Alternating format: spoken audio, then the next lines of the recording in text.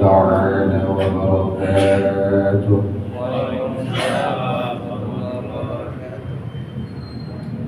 الحمد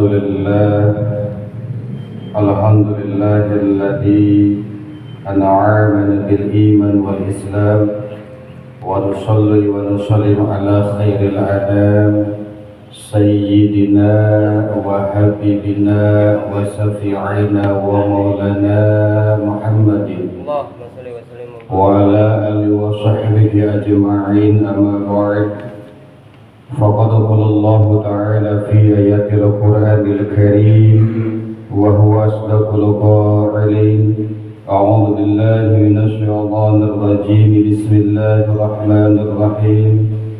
يا أيها الذين آمنوا اتقوا الله وابتغوا إليه الوسيلة وجاهدوا في سبيله لعلكم تفلحون. وقال رسول الله صلى الله عليه وسلم: من خرج في طلب العلم فهو بسبيل الله حتى يرجع. وقال أيضا: من سلك طريقا يلتمس به علما وسهل الله له به طريقا إلى الجنة. Al-hadis ma'nana wallahu a'lam bihaqiqatil murad. Sebenarnya kita membacakan puji dan syukur kehadirat Allah, yaitu Allah Subhanahu wa Ta'ala. Marilah kita panjatkan puji dan syukur kita kepada Allah Subhanahu wa Ta'ala yang alhamdulillah pada kesempatan hari ini kita masih diberikan kenikmatan iman, Islam, sehat walafiat, yang mudah-mudahan segala kenikmatan yang diberikan oleh Allah Subhanahu wa Ta'ala menjadikan satu wasilah datangnya satu keberkahan kepada kita semua. Amin ya Allah ya Rabbal alamin. Salawat beserta salam marilah kita tetapkan, curah limpahkan kepada junjungan kita semua, yaitu Habibana Karim Kanjeng Nabi Muhammad sallallahu alaihi wasallam. Tak lupa kepada para keluarga, para sahabat, para tabi'in tabi'at, khususnya umumnya untuk kita semua selaku umat dan pengikutnya, yang mudah-mudahan kita semua mendapatkan syafaat uzma dari baginda Rasulullah sallallahu alaihi wasallam. Tak lupa yang kami hormati para pengurus Masjid Al-Ikhlas, Ketua DKM beserta para jajarannya yang mudah-mudahan dimuliakan oleh Allah Subhanahu wa Ta'ala, dan yang kami hormati para tokoh masyarakat, asatid, baik pun para alimul ulama, terkhusus guru kita semua Bapak Ustaz Samsul yang mudah-mudahan dimuliakan Allah Subhanahu wa Ta'ala. Dan tak lupa yang kami hormati para aparatur pemerintah setempat yang mudah-mudahan dan insyaallah dijadikan para aparatur pemerintah yang maslahat dunia wal akhirat, terkhusus para jamaah yang insyaallah kita semua termasuk orang-orang yang dimuliakan oleh Allah Subhanahu wa Ta'ala. Amin ya Allah ya Rabbal alamin. Alhamdulillah wa syukurillah wa ala ni'matillah. Pada kesempatan yang berbahagia ini kita bisa berkumpul, bisa duduk bersama dalam rangka tolak ilmu, terkhusus untuk saya menjadikan suatu kebahagiaan bisa bersilaturahmi dengan para kesepuhan, para bapak semua, yang mudah-mudahan perkumpulan kita semua ini, silaturahmi kita semua ini menjadikan saksi ila yaumil qiyamah, kita semua bisa berkumpul di surganya Allah Subhanahu wa Ta'ala. Amin ya Allah ya Rabbal alamin. Para jamaah yang dimuliakan oleh Allah Subhanahu wa Ta'ala, pada kesempatan malam ini kita bisa berkumpul dalam rangka talab ilmu. Perkenalkan, nama saya Yudi, tinggal di perumahan Geraha Aradia. Tadi Ustaz Samsul telepon siang disuruh mengisi, ya, mudah-mudahan apa yang saya bisa sampaikan akan saya sampaikan, dan mudah-mudahan apa yang sampai saya sampaikan terkhusus bisa ada manfaatnya untuk diri saya, umumnya untuk para jamaah semua. Adapun pada kesempatan malam ini Ustaz Samsul Bungter bilang untuk meneruskan halaman kitab Kasifah atau kitab Safinah Pak ya, di pasal Surutul Izazah, Surutul Izazah ini. Bapak yang saya hormati, suatu kemuliaan, suatu keberkahan untuk kita semua pada kesempatan hari ini. Kita masih diberikan usia oleh Allah Subhanahu wa Ta'ala, masih diberikan kesempatan oleh Allah untuk melaksanakan talab ilmu, satu kewajiban, suatu keharusan untuk kita mencari ilmunya Allah Subhanahu wa Ta'ala. Di samping dari berkahnya ilmu, kita akan dihasilkan segala tujuan kita oleh Allah Subhanahu wa Ta'ala. Di samping hal itu, terpaku dalam hadis Kanjeng Rasul, talabul ilmi fardhun ala kulli muslimin wa muslimatin. Para santri mengatakan kecap atau kalimah fardhun dimaknai dengan fardunya fardu banget. Ada suatu kewajiban terkhusus dalam kalimat fardhun. Beda dengan kata sholat. Sholat pasti katanya fardu. Tetapi di dalam talab ilmu katanya fardhun. Maka yang dipanggil oleh Nabi yang awal adalah fardhun ala kulli muslimin, muslim laki-laki, yaitu kita, wa muslimatin, wanita dikebelakangkan. Karena apa konteksnya? Wanita adalah menjadikan kewajiban kita. Dikala kita sudah berumah tangga, baik istri kita maupun anak-anak kita, yang menjadikan ustadz, yang menjadikan guru yang paling utama adalah orang tua dan seorang suami. Maka termasuk dari bab haid secara hukum fikih, haid memang terjadi terhadap seorang wanita, tetapi patokan hukum, hitung-hitungan dalam bentuk hitungan fikih mengenai haid itu wajib diketahui oleh seorang laki-laki. Rata-rata keluar haid wanita misalkan dari rata-rata itu 1 minggu, paling lama itu 15 hari, paling sebentar adalah 1 hari 1 malam, minimal 24 jam. Nah, apakah setiap darah yang keluar di seorang wanita itu adalah darah haid? Belum tentu, karena ada hitung-hitungannya menurut fikih. Misalkan seorang wanita atau istri kita keluar darah 1 hari, keluar darah hanya 1 jam, misalkan 1 jam. Hari kedua keluar 1 jam lagi, hari ketiga 1 jam lagi. Yang suka dibilang oleh seorang wanita haidnya tidak teratur. Nah, maka patokan yang kita ambil adalah ke angka 15 hari. Kalau seharinya keluar 1 jam, kira-kira kalau ke 15 hari cuma berapa jam, Pak? 1 jam dikali 15 hari berarti 15. Sedangkan patokan yang paling sedikit haid adalah 24 jam. Berarti 15 jam ke 24 jam kurangnya berapa jam? Berarti itu bukan darah haid. Itu adalah istikhadah, darah penyakit. Maka wajib sholat untuk seorang istri walaupun keluar darah, andaikan situasinya seperti itu. Beda lagi kalau seandainya udah masuk 3 hari, hari pertama keluar darah misalkan 15 jam. Karena patokannya dia berputar. Hari kedua keluar darah cuma 10 jam. Berarti 15 jam ditambah 10 sudah masuk kategori haid. Maka hari ketiga, hari keempat minimal paling biasa itu sampai di 7 hari rata-ratanya. Itu sampai detail bab seperti itu adalah kewajiban seorang suami. Mafhum pertanyaannya, bagaimana kalau andaikan suami tidak mengerti dari bab itu? Maka kewajiban seorang suami adalah untuk memberikan ridho kepada istrinya mencari ilmu, talab ilmu untuk mengenai bab seperti itu. Terkadang Pak, kalau kita lihat dari bab melahirkan, itu wajibnya setelah melahirkan ada mandi juga, mandi besar juga. Jadi setelah seorang istri melahirkan itu diwajibkan mandi, disebutnya dalam kitab itu mandi wiladah, mandi melahirkan. Toh misalkan orang tersebut dalam kondisi habis dijahit atau apa itu jenisnya gitu kan, minimal setidaknya ada syaratnya aja cukup. Tidak usah memaksakan ke alat vitalnya harus mencuci dan sebagainya seperti itu. Nah, bab itu makanya Nabi mengatakan falakul ini fardun ala kulli muslim. Laki-laki yang terlebih dahulu diperintahkan oleh Nabi karena seorang laki-laki tanggung jawab yang luar biasa.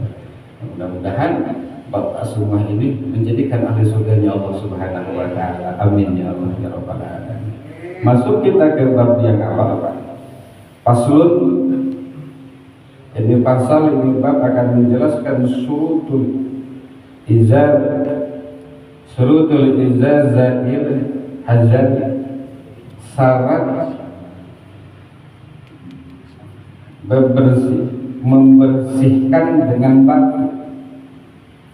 Jadi ada membersihkan dengan air, ada membersihkan dengan batu. Jadi darurat dikala keadaan madarat darurat seperti itu.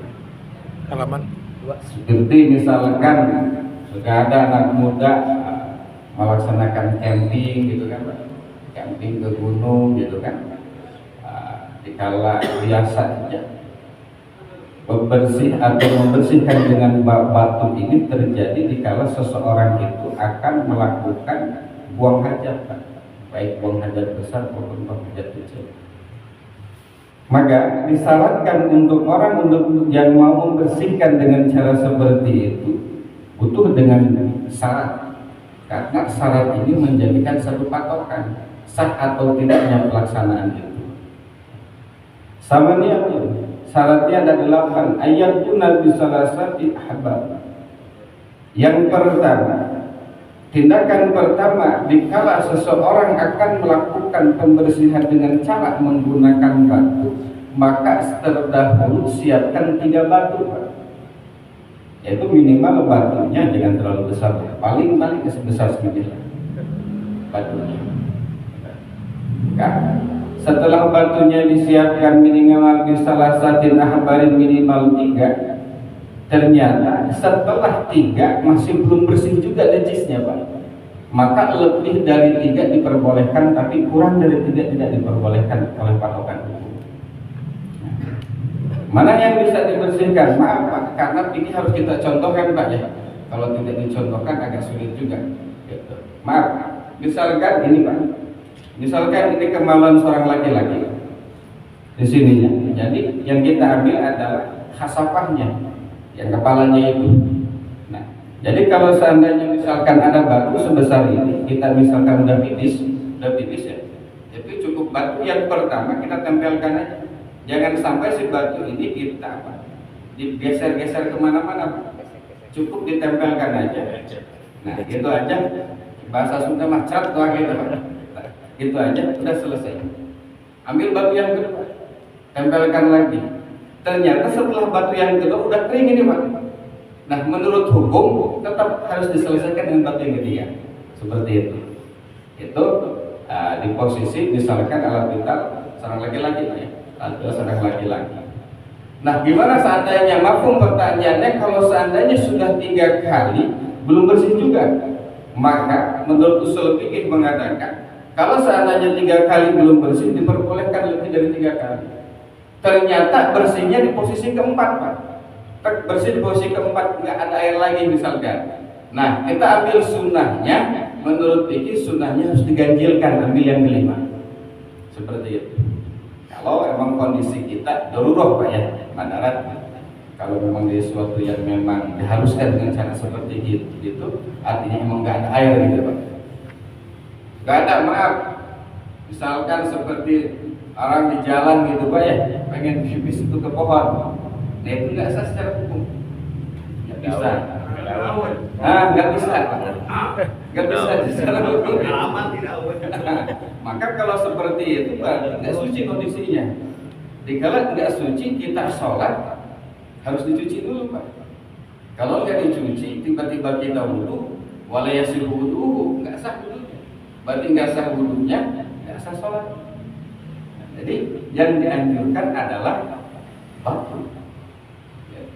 Jadi pada diri merujuk terhadap riwayat Kanjeng Nabi, pada saat itu pun Kanjeng Nabi Muhammad SAW mau melaksanakan hal itu, memerintahkan terhadap Bilal.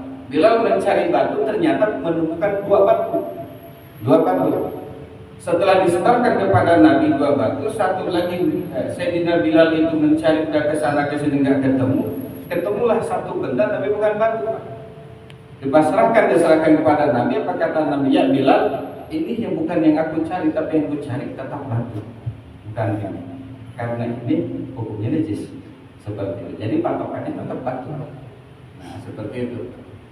Jadi yang digunakan adalah batu. Medianya batu, Bang. Nemu batu gimana?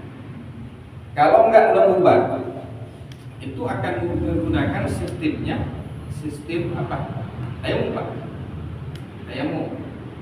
Sistem tayamum yang kita gunakan seperti orang sedang sakit, Pak. Orang sedang sakit, terus nggak bisa mandi kan? Terus orang tersebut terkena junub misalkan. Nah, otomatis kan yang namanya junub bukan mungkin batu yang digunakan. Yang namanya junub kan orang itu harus mandi kan? Sedangkan di kala mandi sudah tidak memungkinkan karena kondisinya sakit, Pak. Nah, maka yang dihadirkan adalah tayamum. Gitu. Jadi opsi yang awal adalah batu, yang kedua baru tayamum. Nanti ada kapasitasnya, Pak. Kalau misalkan wudu dan tayamum, satu orang pakai tayamum, satu orang pakai wudu, dikala mau berjamaah, menurut hukum yang lebih kuat jadi imam adalah yang punya wudu. Jangan yang tayamum. Walaupun memang orang tersebut yang tahu tayamum secara misalkan kemampuan ilmunya lebih pintar yang tayamum misalkan, tetap menurut hukum fikih yang didahulukan tadi pakai wudu. Karena kekuatan wudu lebih absorb, Pak, ya, lebih kuat. Kalau wudu kita misalkan sholat zuhur, Pak, sampai asar kita belum batal wudunya, masih kita bisa gunakan. Tapi kalau tayamum, walaupun belum batal, hanya bisa digunakan satu waktu sholat. Seperti itu. Maka dari kapasitas itu, tayamum di kebelakangan dulu. Yang digunakan adalah batu. Yang kedua, wa ayyabaqal wa ayyudqa Muhammad. Yang kedua, tidak bergesernya tempat najis itu, Pak. Yang tadi saya bilang, dikala batu ditempelkan cukup di lubangnya aja, Pak. Jangan sampai batu lari kemana-mana. Nanti kalau batu lari kemana-mana, ini yang ada harus pakai air dan alirnya. Itu artinya najisnya kemana-mana akhirnya. Itu yang disebut najis datang baru akhirnya. Jadi maaf, kalau misalkan tengah ini lubang, cukup aja tempelin lagi seperti itu. Jangan sampai si batu itu sampai dikoser-koser kemana-mana. Itu akhirnya najis yang datang baru akhirnya. Seperti itu. Walayah, Pak, anajusah. Dan yang berikutnya syaratnya jangan sampai najis itu keburu kering, Pak. Kan kalau kita buang air minimal patokan 1 menit belum kering ya.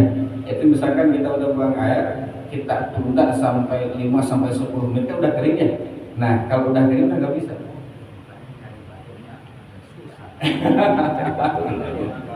Nah, seperti itu. Nah, makanya kan kalau di bab sebenarnya kalau di bab ijarah hajal ini tidak terlalu orang terpaku menggunakan banyak, hanya emang posisi yang tadi doroh. Sekarang kan walaupun di gunung kita camping apapun ada air, Pak, ya sudah banyak air, hanya sebatas. Nah, kenapa Kanjeng Nabi mengeluarkan pendapat ini? Karena memang merujuk terhadap kejadian pada zaman Kanjeng Nabi sebenarnya, Pak, seperti itu. Adapun kalau zaman sekarang itu kan kalau kita dibilang nggak ada air, kayaknya nggak mungkin kalau sekarang. Nah, gitu. Kalau boleh pakai air aqua, kita bawa air aqua. Yang penting airnya itu belum berubah, Pak. Belum berubah artinya belum kepegang atau kemasukan benda apapun, walaupun kedudukan benda itu suci, Pak. Kita misalkan mau ke gunung bawa air di awal lah yang saya cerita, tujuannya buat wudhu kita atau tujuannya buat bersih-bersih kita gitu. Nah, kemasukan misalkan pulpen kan barang yang suci Pak ya. Minimal kalau di kitab itu turab itu tepung, kemasukan tepung. Walaupun kemasukan tepung babnya suci, itu air berarti hanya cukup suci tapi tidak menyucikan. Karena air ada tiga, ada air yang mutanajis, ada air yang suci, ada air suci dan yang menyucikan. Yang bisa kita gunakan adus, yang bisa kita gunakan wudu, yang bisa kita gunakan bersuci adalah air yang suci plus menyucikan. Kalau air suci mah ya ini Pak, air kopi Pak, suci karena bisa kita minum, tapi tidak bisa menyucikan karena tidak bisa digunakan wudu. Gitu. Yang penting kita bawa air di galon atau dari benda apapun, konsepnya seperti itu Pak. Terhindar dari barang-barang yang bisa masuk ke air seperti itu. Nah itu Pak. Nah, jadi syarat berikutnya nggak boleh si najis itu keburu keringnya. Walayan terpilah dan jangan berpindah-pindah. Jangan berpindah-pindah najis itu yang tadi saya bilang. Jangan sampai kalau kita kontekskan untuk misalkan lubang anus Pak ya. Kita contohkan ini aja Pak ya, misalkan ya. Ini batu. Sama seperti itu Pak. Karena kan kalau lubang anus ada pantat Pak ya. Nah, ada pantat tengah-tengah kasus itu tengah-tengah. Nah, jangan sampai nanti batu ini terkena pantat Pak. Setelah nempel ke lubang anus terus nempel ke pantat. Nah, ini kalau udah gini udah kemana-mana, maka konteksnya ini udah gak bisa pakai batu, harus pakai air gitu. Jadi persyaratannya seperti itu. Ternyata di kampung saya gak ada yang mau nggak mau harus cari kampung yang lain gitu. Karena kondisinya ini udah lari ke mana-mana gitu. Seperti itu. Jadi konteksnya seperti itu. Jadi makanya saya tadi bilang kayaknya untuk zaman sekarang nggak akan ada hal yang seperti ini. Karena memang cukup membingungkan dan memposingkan aja. Jadi kalau bab kitab itu ini hanya tabarukan Pak, tabarukan perjalanan Kanjeng Nabi aja waktu itu. Gitu. Nah, dia seperti itu. Jadi jangan sampai si najis itu ke kanan, ke kiri, ke atas, ke bawah. Nah, kalau udah seperti itu udah nggak diperbolehkan. Nah. Walayatul alaihi dan tidak boleh datang alaihi akhul najis yang lain. Dikala kita sedang membersihkan menggunakan batu, najis yang lain datang Pak. Misalkan kita membersihkan di luar halaman, misalkan Pak ya, karena emang di gunung, di hutan gitu kan. Ternyata pas lagi ngebersihin, ada burung Pak misalkan. Nah otomatis kan terkena burung Pak ini. Nah itu berarti datang yang najis yang lain, maka itu sudah bisa. Nah jadi kapasitas batu itu hanya untuk kotoran kita aja. Seperti itu air bibis kita, kotoran kita aja gitu. Kalau sedang bersihin pakai batu, tiba-tiba misalkan itu cicak atau apa gitu Pak ya, mengenai alat vital kita atau terkena hasafahnya, maka hukumnya membersihkan dengan batu tidak bisa. Nah, seperti itu. Karena udah bukan najis kita lagi yang itu gitu.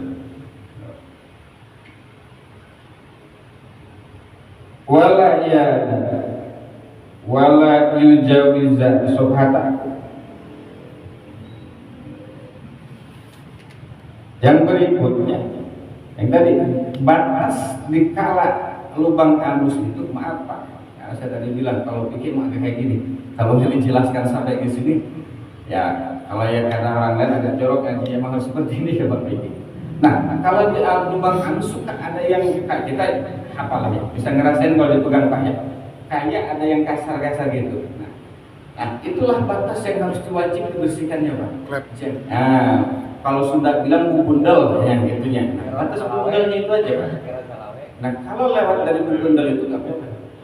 Nah, jadi batasnya bubundel ya. Geratan mudah lah yang gitu lah ya. Kayak gituan aja Pak. Nah, batasnya seperti itu. Atau wasahapan tahu. Yang tadi, kalau seandainya hasapahnya di depan, apa belakangnya, batangnya, Jangan sampai si najis itu akhirnya ke batang atau batu itu bersih di batang. Batu itu hanya batas wajibnya adalah di hasabah aja. Yang anak kecil suka disunat, batas itu aja. Yang wajib pakai batu. Adapun batangnya, kalau ternyata najisnya udah kemana-mana udah jatuh ke batang, maka otomatis sudah gak bisa pakai batu. Apakah seperti itu? Waliyasihu, dan tidak sah maun apa air yang ketujuh ternyata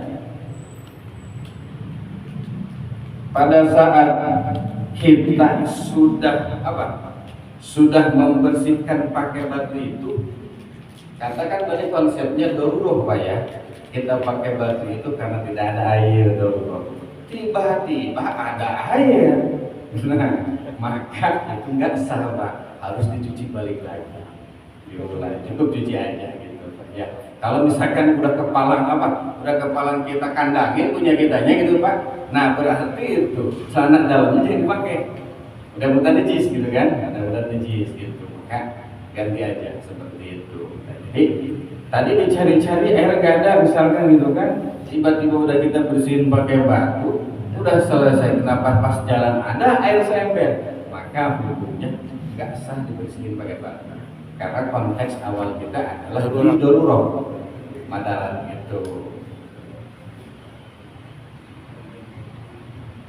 Yang terakhirnya, wantakuna ila hajari tahirat, batu yang digunakan itu harus batu yang suci Pak, jangan sembarang batu.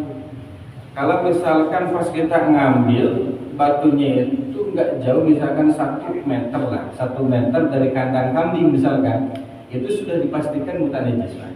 Jadi kalau bisa agak jauh. Pertanyaannya bagaimana kalau batunya dicuci dulu? Kalau dicuci berarti ada air Pak, nggak usah pakai batu gitu kan gitu. Jadi batu itu kalau kita pakaikan diprediksi suci itu yang dikira-kirakan jauh dari perkara najis Pak. Dari kandang ayam jauh sekitar 10 meter gitu kan, ya otomatis nggak mungkin ayam tuh di situ gitu. Tapi kalau patokan 1 meter kayaknya ayam masih main di situ lah. Itu patokannya 10 meter lah kalau kita mau patokan. Kayak air yang suci itu patokan kan 2 kulak ya. 2 kulak itu berarti patokannya adalah 1 meter. Kalau bak itu 1 meter panjang, 1 meter lebar, 1 meter ke dalam. Itu patokannya 2 kulak. Konsepnya kalau patokannya cukup 2 kulak, Bapak wudhunya mau diambil airnya langsung itu nggak apa-apa. Gitu. Jadi Bapak bahasa kita, bahasa Sundanya dikobok Pak. Ambil wudhunya dikobok di bak, jadi masalah. Yang penting patokannya itu cukup. Kalau dikobok wudhu gitu kan, patokannya cukup, kecuali kalau air seember. Seember itu nggak ada semeter. Jadi patokannya lebar 1 meter, panjang 1 meter, dalamnya pun 1 meter. Kayaknya kalau Pak Mandi yang suka beli di material itu nggak ada 2 kulak itu nggak ada. Nah, biasanya kotoran tuh Pak, yang 500 liter itu udah masuk, udah lebih bahkan. Yang 300 udah masuk lah, yang 300. Nah itu kita mau jangankan wudhu Pak ya, wudhu di gobok, kita mau adus mandi besar, nyemplung masuk itu jadi masalah. Nah, yang penting jangan pipis di situ kan gitu. Kalau pipis nggak boleh kita. Nanti kan ada berubahnya kalau pipis itu. Pasti kan kalau airnya dicium ada baunya. Nah, seperti karena patokan air suci dan menyucikan itu pertama tidak berubah rasanya, kedua tidak berubah warnanya, ketiga tidak berubah wanginya. Nah, tapi kalau air yang tidak cukup 1 2 kulak, walaupun tidak berubah, yang 1 ember Pak ya, 1 ember, ternyata kita kokok nggak berubah, rasanya nggak berubah, warna nggak berubah, terus baunya nggak berubah, tetap walaupun itu tidak berubah karena tidak kita kokok, baunya nggak bisa kita berubah, itu jadi mudah najis, tidak menyucikan, seperti itu. Jadi kalau air yang maksud patokan 2 kulak, mangga kita mau kokok atau apapun. Tapi kalau air yang tidak masuk kategori 2 kulak, itu harus menggunakan media yang lain seperti gayung gitu. Termasuk misalkan kita wudhu di ember Pak ya, pakai ember. Itu harus agak jauh Pak. Yang kita takutkan adalah cipratan air ini kembali lagi ke ember itu. Jadi dikala kembali lagi itu mutannya paling bisa juga buat cuci piring yang kayak gitu. Kalau buat bulu itu nggak bisa. Nah, seperti itu makanya kalau baknya di kamar mandi atau di rumah kecil, termasuk saya Pak, kalau di rumah kalau udah anak masuk ke kamar mandi, walaupun air banyak kita tumpahin, pasti yang namanya anak, ya pasti dikokok sama anak itu lagi seperti itu. Nah itulah pasal pertama tentang masalah bebersih pakai batu. Yang kedua Pak, paslun ini satu pasal wudhu. Fardunya wudhu sitatun itu ada awal niat. Yang pertama adalah niat. Fardunya wudhu ada 4. Yang pertama niat. Sepakat ulama mutaqaddimin termasuk ulama Imam Syafi'i, Hanafi, Maliki, Ahmad Hambal mengatakan yang namanya niat an-niyatu fi qalbi. Niat itu dalam hati. Adapun kita mengucapkan nawaitu wudu'a birafil hadasil Segoril istibahat di sholat di fardhulillahi ta'ala, itu yang panjangnya Pak. Kalau yang pendek nawaitu wudu'a fardhulillahi ta'ala cukup. Adapun kita mengucapkan itu adalah talaffuz binniat. Sedangkan kondisi dan kedudukan niat adalah di dalam hati. Nah kalau seandainya dalam lisan itu adalah talaffuz binniat, berarti mengucapkan bukan niat. Termasuk golongan Syafi'iyah.